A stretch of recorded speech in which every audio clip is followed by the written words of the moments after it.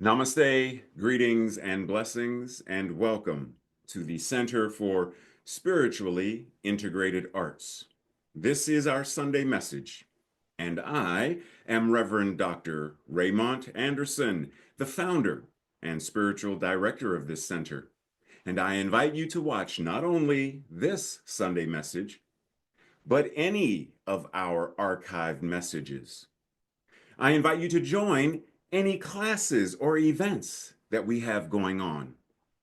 I invite you to reach out and email if you have any questions. Questions about this community, questions about me, questions about what we do, or questions about this science of mind and spirit, liberation theology that we practice and teach. And if by chance you find yourself seeking beloved community with other like-minded beings, even if you already belong, are a member of another community, church, or center, you are more than free to have multiple affiliations wherever you are fed and find community. You are invited. And lastly, feel free to click like, subscribe, and share this or any other message or announcements with others in your circle. And with that, much appreciation, love, and blessings. Enjoy the message.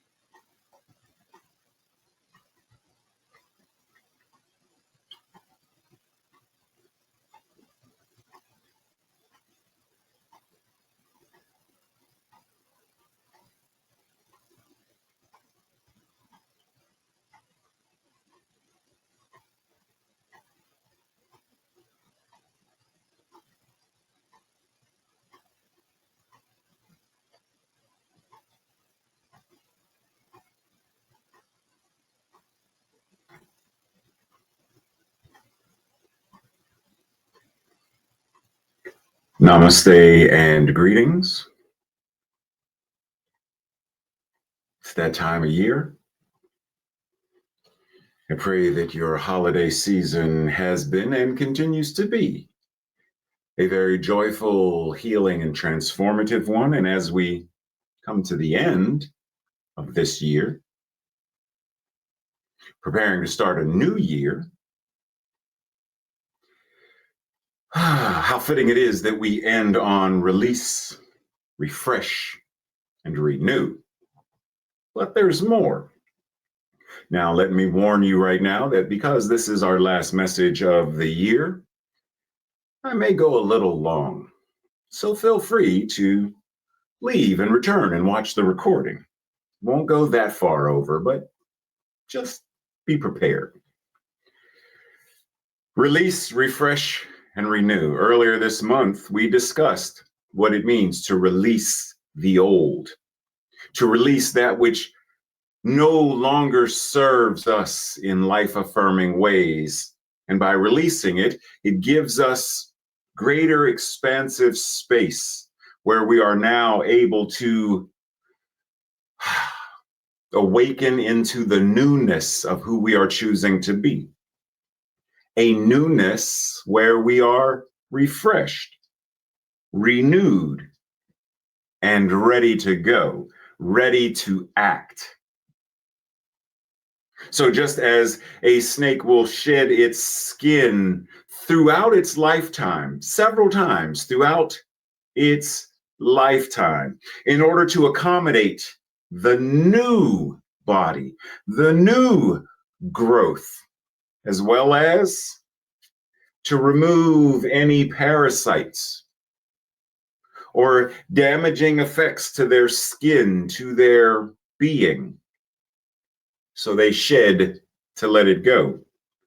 Just like that, we are invited as well to do the same.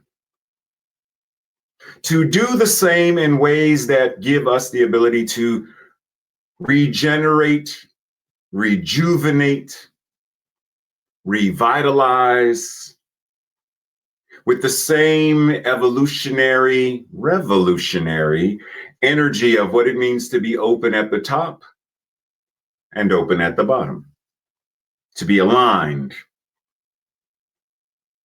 to live, move, and have our beingness in such a way that this new energy, this revitalizing energy, gives us the ability to fully be alive and do what we are here to do.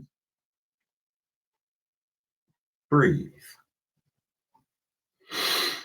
So as we dive in, and we start with, yes, the title, release, refresh, and renew. But wait, there's more.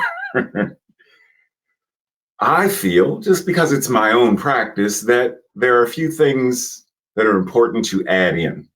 So yes, release and receive.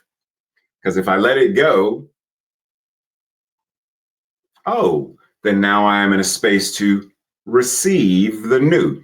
Just like I release the seeds and let them go to the soil, which means I am ready to receive the vegetables or the flowers that will then grow. I receive the beauty, I receive the food and the nutrition. Refresh, renew, reveal. So what's the point in doing any of this if we are not revealing it, if we are not expressing it, if we are not demonstrating it? And then once that, then what? Do it again. Repeat. Everything that we do as a spiritual practice, as truth, should be a repeatable action. Now, with that in mind, breathe, take it all in. The great lesson is that life delivers itself into our capacity to receive it. The outpouring from the cosmic horn of plenty can only fill the cup that is lifted up toward it. A pail turned upside down or turned on its side cannot be filled with the rain from heaven. So this phrase in the middle, horn of plenty, you know what that means? You know, it's referencing. Is that something you're familiar with? Because I know a lot of people aren't. Horn of plenty. So let's dissect it a smidge. Now, I know Thanksgiving was a month ago, but the concept, the horn of plenty, is where this thing comes from. This thing, you may be familiar by its other name, a cornucopia, which is a symbol of abundant blessings. Take that in. Because what Holmes was talking about, okay? Now, we're not going to go into this, but for your own edification, I invite you to look into, come back to this slide and read what it says about the idea of the horn of plenty as it relates to Greek mythology. It's quite insightful. And I believe that it will add a little bit of metaphysical depth to what we're talking about. But I'm not going to go over this with you right now. I'm inviting you to do it on your own. So, horn of plenty. Now, it's not just the horn of plenty, right? But for the moment, let's, like, he seems to be a little bit befuddled right now. What is the horn of plenty in terms of what we are talking about? Well, clearly it's when we refer to being open at the top. There's the horn of plenty, this multitudinous, infinite expression that is the universe itself. Right? Or like even if you turn the teaching symbol on its side, it's sort of like, you know, the cornucopia. It sort of has a similar shape. But what we're talking about is a cosmic horn of plenty. How the universe itself continues to express and to give. To Holmes's point, our question was, to what degree are we receiving? To what degree are we receiving? I'm going to go back for a moment. Are we receiving to such a degree that there is an overflow, or are we receiving to the degree where it's just, I just got a little bit in here, so I'm going to sip. I just can sip because I don't have much. Or is it something larger? Or is it something even larger than, like, to what degree are we open to receive? Brene Brown reminds us, until we can receive with an open heart, we're never really giving with an open heart. As you give, so you receive. If we're not receiving, because it works both ways, circulation, if we are not able to receive with an open heart, we cannot give from or with an open heart. When we attach judgment to receiving help, when we attach judgment to receiving help, we knowingly or unknowingly attach judgment to giving help. How many of us do not like to ask anyone for help? We knowingly or unknowingly are also attaching judgment to what it means to give help. And we could, insert many other words in here other than help. The concept. Bell Hooks reminds us that a generous heart is always open, always ready to receive our coming and our going, our circulation. In the midst of such love, we need never fear abandonment. This is the most precious gift that true love offers. the experience of knowing that we always belong. So if we always belong, then do we not have a right to do what Oliver is doing? He wanted more. Please, sir, I want some more.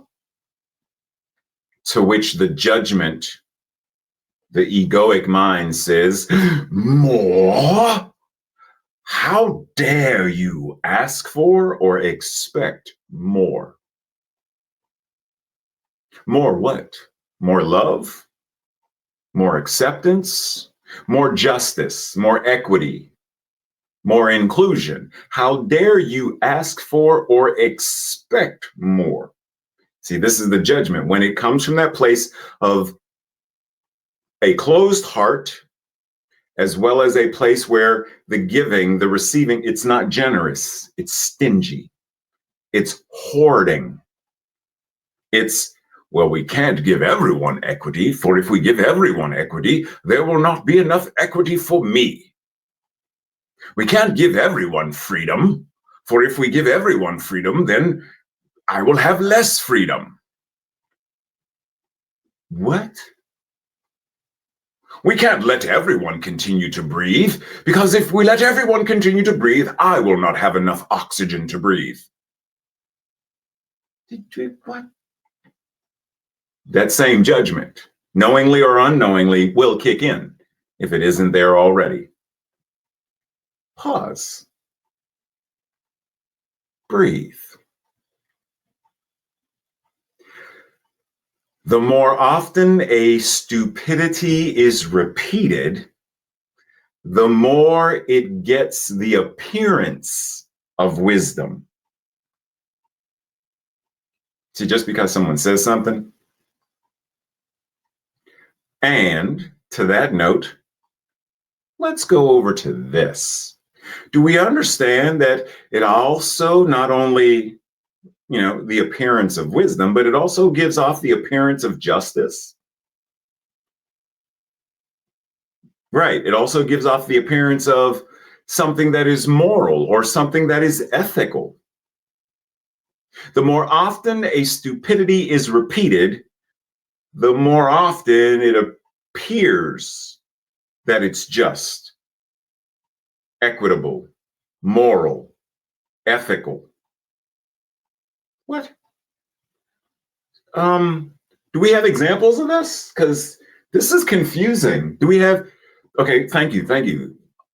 Officer, for example. So who said this? If you know, type it into the chat quickly before he reveals the answer. The receptivity of the masses is very limited. Their intelligence is small, but their power of forgetting is enormous. In consequence of these facts, all effective propaganda, lies and stupidity, must be limited to a very few points and must harp on these in slogans until the last member of the public domain understands what you want him or want them to understand based upon this slogan. So you repeat the stupidity, or as this person says, you repeat the propaganda enough to those who have limited and small intelligence, who are quick to forget. Repeat it. They're eating the cats and dogs. And more. Harp on it until the last member of the public domain understands what you want and expect of them by way of the slogan. Who said this? Adolf Hitler. You get why this is an example? Do you get how powerful this is? in reference to what it means to control a person's mind in non-life affirming ways, while tricking them to believe that it's life affirming, saying this great grand stupidity, but making them think that it's wisdom, convincing them that it is moral and ethical and just. Just because something is legal doesn't always make it right. The Holocaust was legal, while hiding Jews and helping them escape was criminalized. Slavery was legal, while helping individuals escape slavery to freedom, teaching or letting them learn to read or write was criminalized. Segregation, Jim Crow, was legal, while protesting segregation, protesting racism was against the law. Breathe. In actual practice, this means that we rearrange our thinking in such a way that we permit new ideas to flow in. The ideas, fears, and tensions that obstructed this flow are released. The stream flows free again. It is in this sense that God, creation itself, is the answer to every human problem.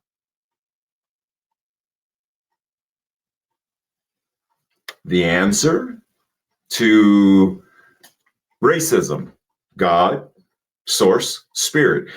The answer to global warming, God, source, spirit. And because God, source, spirit is precisely what we are, then we are the answer to it. But are we allowing the stream to flow in such a way that we understand it that way and we apply it that way in order to experience it?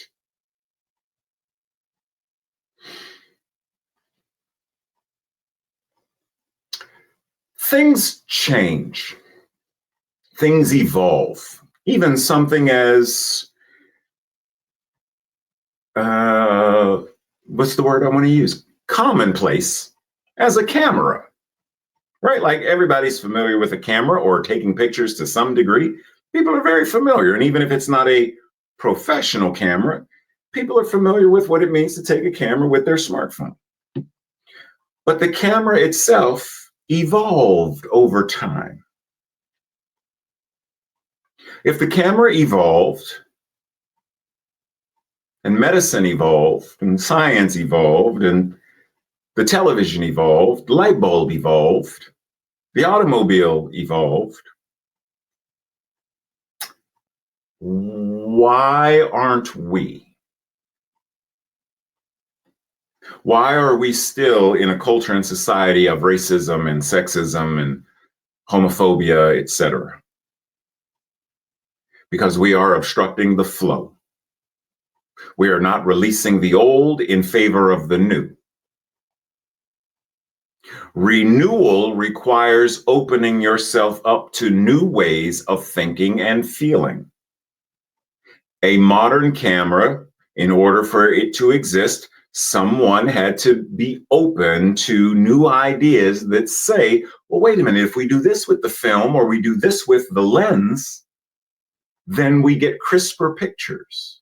And if we do this and we develop it this way, and if we do this with the paper,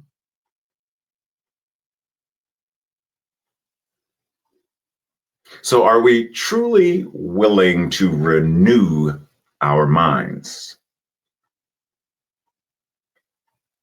There's a great metaphysical lesson to be learned. This is why I say it's all spiritual practice. To be learned from what this gentleman is doing. What is he doing? What is this activity called? Laundry. From laundry, what do we learn? We learn the same process. Everything we've talked about thus far. We learn that you wash the clothes, you dry the clothes, you iron the clothes, you put the clothes away, fold them, hang them, you put them away, you wear them. And then what do you throw them away after that? No, you repeat. But why? Because the clothes get wrinkled again, the clothes get dirty again. And so we renew, we release, because I must surrender the clothes to the washing machine and the dryer. I let them go. Means I take them off. I don't get in the machine with them. I release, I surrender them. The whole process, renew them, they become revitalized, they become refreshed, they become brand new, they become clean. I iron them, fold them, etc., simply to go get dirty all again. Or as Tracy says, you do realize you have an apron for that. Stop wiping your hands on your pants. Your pants are not a napkin. It's not a paper towel. Tracy. But this is the process. So if we do this with our clothes, and we understand this, why don't we do this with our consciousness, with our regular everyday living? My definition of success is fulfillment. The bonus is that a person who is fulfilled sleeps well at night and wakes up refreshed. Do you see release and repeat in this? Okay, so we surrender and we allow the bed or whatever it is to hold us, and we surrender wakefulness to allow sleep and REM to now become. We allow the subconscious to come to the forefront of, and dreams and all the other things, while our body rests and is renewed and reinvigorated through the process of sleep, which is vital for mental clarity and healthy, effective body maintenance. Because sleep deprivation wears the mind down and then wears the body down. And health risks come out as a result of, such as the risk of heart disease from lack of sleep. Just saying, and all kinds of other things. The bonus is that a person who is fulfilled sleeps well at night and wakes up refreshed. Now, this doesn't mean you're not going to have some nights where, it just means predominantly this is what happens. So to be fulfilled means you are allowing yourself to rest, to recharge, to be renewed. However you do so, we understand that we have to charge our phones. We charge the laptop. We make sure the battery for the camera is charged. Are we doing that for our own bodies and minds? Are we doing that for our relationships? A small cut, the doctor can bandage. But as for the actual healing, the doctor does nothing. This thing called infinite life knows how to renew the cells and knit them back together again, to rebuild blood vessels and nerves. The doctor doesn't do that. The physician facilitates, they put a cast on the arm, but they don't make the bone rejoin and heal. They facilitate the conditions so that the body can better do what the body does, right? Because it's the bone is going to do what it does. And if it's not set correctly, it will mend poorly or in a crooked manner. So the doctor will set it so that it fits perfectly, so that it heals perfectly. But, and this is an important point, through prayer, we may assist, promote, and speed up the activity of healing. As we align our thinking with the creative action of the infinite intelligence, as we knowingly accept, receive, and permit its increased action through the cut, through our body, through whatever it is, this is what occurs: healing. We are not responsible for creating that action, but we are responsible for knowing and permitting and receiving such action to take place in us and as us. Breathe. There is an inner life into which we may plunge, an inner consciousness in which we may bathe, as water purifies itself by flowing. So our inner realization of the flow of life through us and as us purifies the stagnant pools of our fears, judgments, doubts. Travelers crossing the desert, covered with dust and filled with weariness, seek the refreshment of an oasis, the shelter of a rock in a weary land, the cool shade under a spreading palm tree. So we, with a mind weary with confusion and frustration and anger, resentment, bitterness, and exhausted with too much effort, should seek a spiritual oasis, a place of inner communion with the invisible presence that is us itself. How are we ensuring that we are open to receiving what the universe has to offer? How do we ensure that we, if the cosmic horn of plenty is pouring, how do we know if we are open to receiving from the outpour of? See, there are a lot of ways that we block a blessing. There are a lot of ways that we say no to the universe. We hinder in the same way that, I could do certain things that are going to make it more difficult for me to breathe. I am hindering the free flow of oxygen. There are certain things I could do where if I stop brushing my teeth, it's going to cause problems. Not just bad breath, but eventually they all gonna be gone. And as we know, with gum disease, there are other bodily issues that come up with gum disease, like heart disease.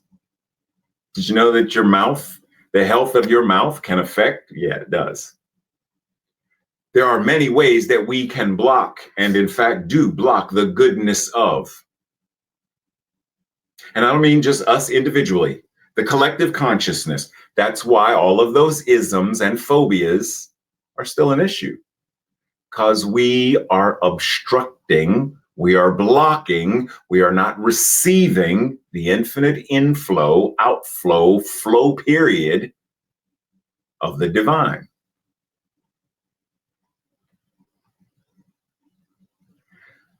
Evolution is an eternal unfoldment.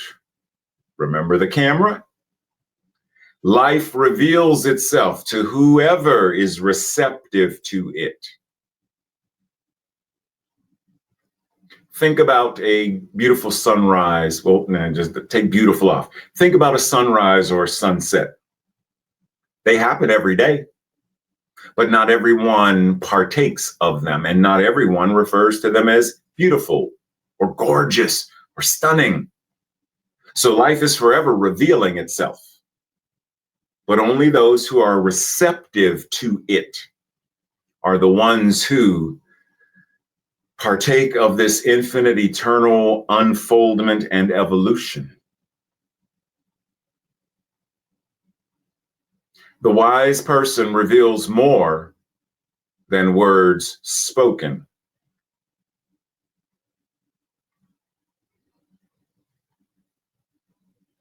See, it's easy to say something. Oh, I'm open and I'm loving and I'm this and I'm that. But we reveal far more in our silence and in our actions than our words may convey. The wise person is aware of this, and they act accordingly. Your faith can penetrate clouds of unbelief and reveal the truth, which is forever perfect. Your words do not create this truth. Your words merely reveal it. When we understand the power of our words, it is far easier to understand that what we are saying is conveying far more than just what the words, quote unquote, mean. Someone says, "Hey, Ray, how are you today?" And I may say, "I'm fine." But depending on the energy that comes through and communicates to this person who is open and receptive, they hear something or they sense something and they push. "No, seriously, how are you?" To which I then, feeling their empathy, I lower my obstruction, I lower my guard, and I share with them, I'm grieving, I'm depressed, whatever it may be. Are we listening in an attentive manner to be able to hear beyond just hearing? We are always revealing something to the world, something to one another. The question is, what are we revealing?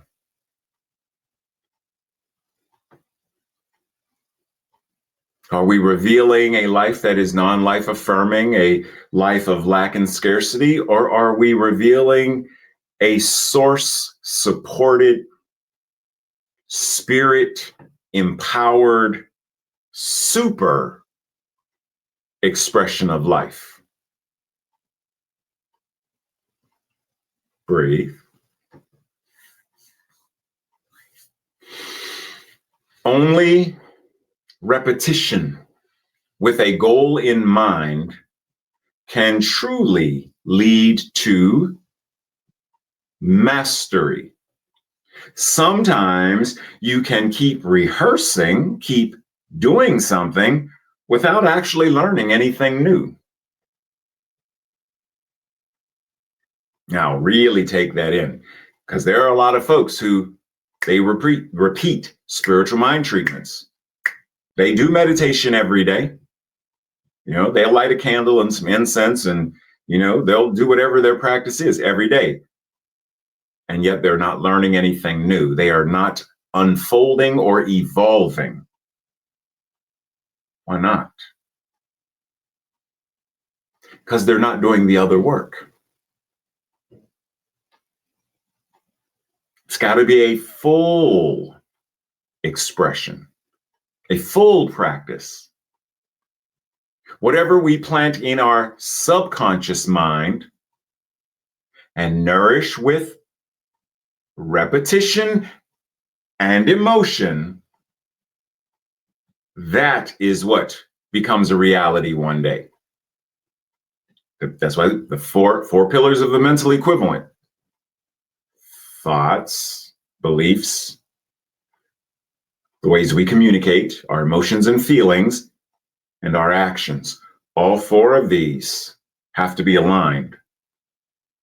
And then we are far more likely to experience whatever that is, for that to manifest and become a lived reality.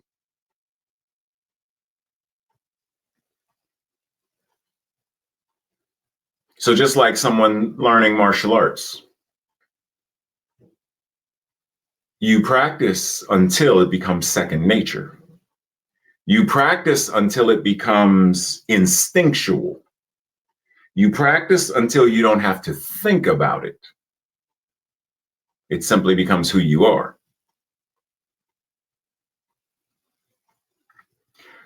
In the New Thought Dictionary, it says that race belief, or the collective consciousness, has a tendency to repeat. Thought patterns formed by the consensus of human opinion automatically operate through everyone unless and until it is consciously, they say rejected, I'm going to say replaced, removed and replaced. So if we want to get rid of all of those isms and all of that stuff, war, etc., then we must consciously know what we are rejecting, replacing, removing, and then installing into the collective consciousness. Rather than saying, well, there's never any mission man, because they're always going to. Stop repeating and change the pattern. We've done this with so many things already, so we know that it's possible. We know it's possible, but we're not applying it to everything, because there are certain things that scare us more to go there in order to change. See, there's no real emotional investment in changing the telephone, changing the camera, and evolving through. I'm not invested in that. But the moment, am I invested in ableism? I might be. Because certain things I say or reference or believe about people in wheelchairs, or people in the deaf community, or people with cerebral palsy, or pick a thing. If I have certain unconscious beliefs or biases related to that, then in order for me to reject, I have to acknowledge. I don't want to acknowledge that I have biases towards people who are heavier. I have biases towards people who are dark-skinned. No, not me. No. You mean I as a white person have bias towards brown-skinned people? No. Some of my best friends are Black.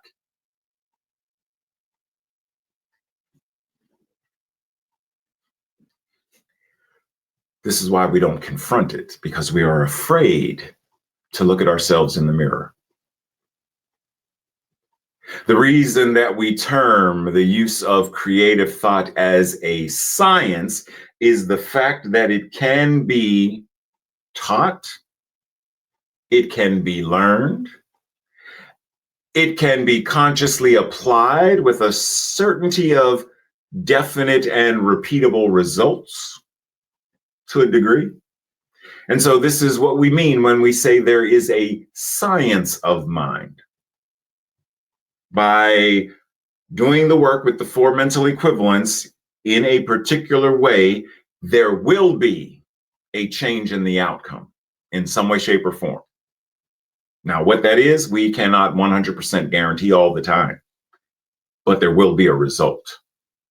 100% of the time. You know what this movie is? Right, Karate Kid. And in this scene, Daniel is asking, hey, what kind of belt do you have? Canvas, JCPenney, $3.98. You like? Miyagi then laughs. Daniel says, no, I meant, and then Miyagi cuts him off and says, in Okinawa, belt mean no need rope, hold up pants. He laughs again and then in a serious tone says, Daniel-san, karate here. Karate here. Karate never, and then he points to his belt. Meaning, that which is the divine, that which is spirit, that which is source, that which is the truth of our power is an internal thing. It is not about the external. In other words, a belt does not quantify your talent or your skill. A piece of paper doesn't quantify your talent or your skill. A minister's stole doesn't quantify your talent or your skill. The external can acknowledge it, but it doesn't qualify or quantify it. The belt is a symbol, a representation of. And just a summary of this, once again, I invite you to come back and read this. The summary of this is a student asked the master, I want to get a black belt. How long will it take? The master says 10 years. The student says, what in the world, 10 years? Well, what if I train twice as hard, more than everybody else? Then the master says 20 years. Okay, well, what if I train every day, day in, day out, I dedicate myself completely? The master says 30 years. The student is like, well, okay, I'm frustrated now. What's going on? Why do I keep, the more I say I'm going to practice, the more you say it's going to take, the longer it's going to take. And the master basically says, because you are so focused on the end result, you're pushing it further away. How many of us are so focused on the end result rather than the journey? I want to get licensed as a practitioner. I don't want the journey. I want this, but I don't want the journey. I want to be fluent in ASL, but I don't want the journey. I want to be able to walk 5 miles a day, but I don't want the journey. I want to get to Japan and visit Japan, but I don't want the journey. The journey is part of the practice.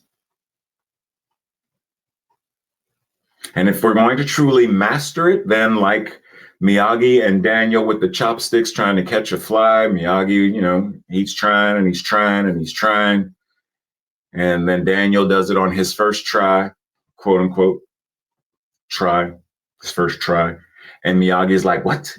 Beginner's luck. And he's, you know, he's a little bit frustrated. And it makes for a funny scene. But, and, you know, Daniel asked him, have you been able to catch one yet? And Miyagi's like, no, not yet. But eventually Miyagi is like, snap, and he catches it. But why? Because he was diligent, convicted, and dedicated to, I will practice. I will do this. I will live this. Are we doing the same thing with science of mind and spirit?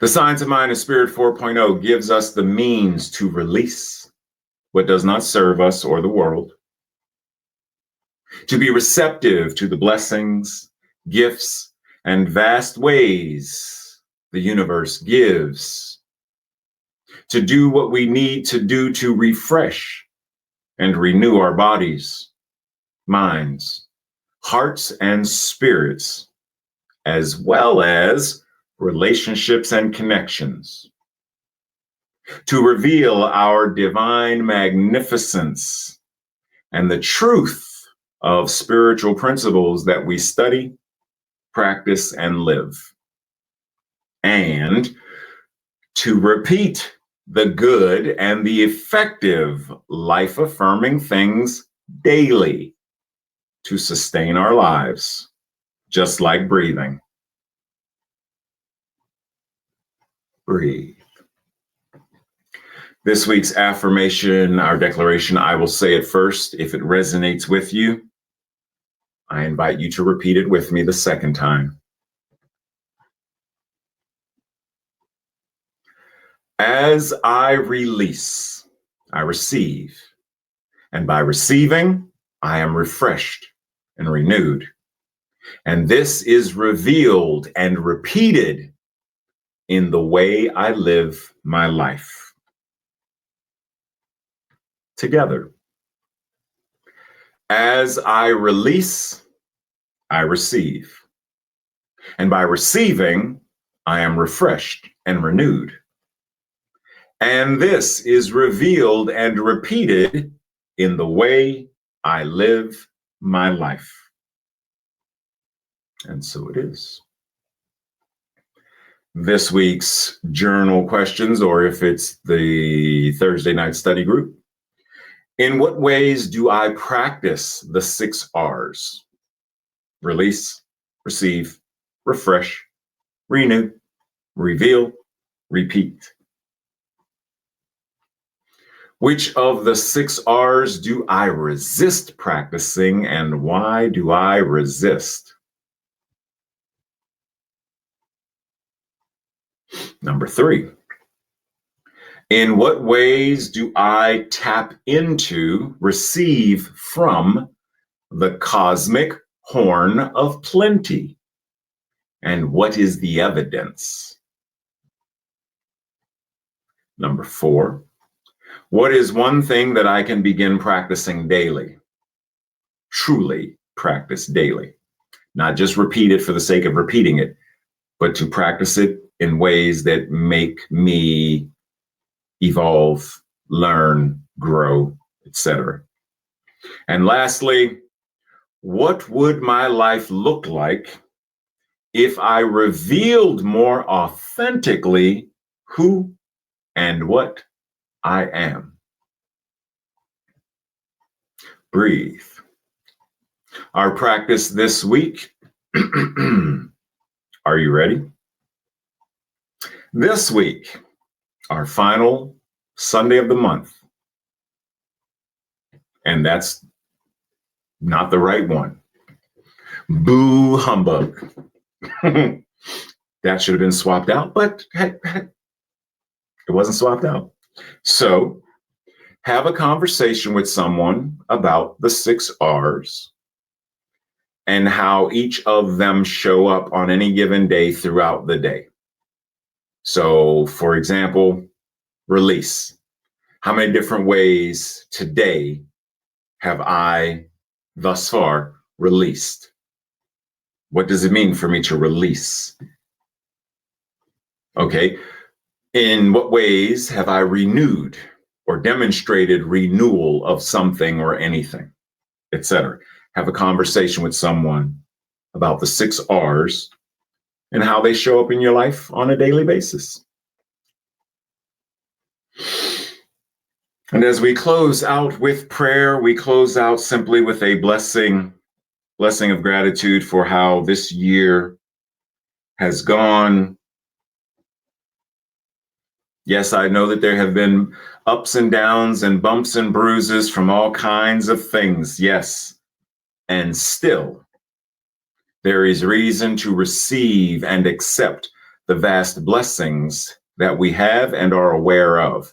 So even in the midst of political chaos, we are anchored and grounded in the principles of freedom, liberation, emancipation.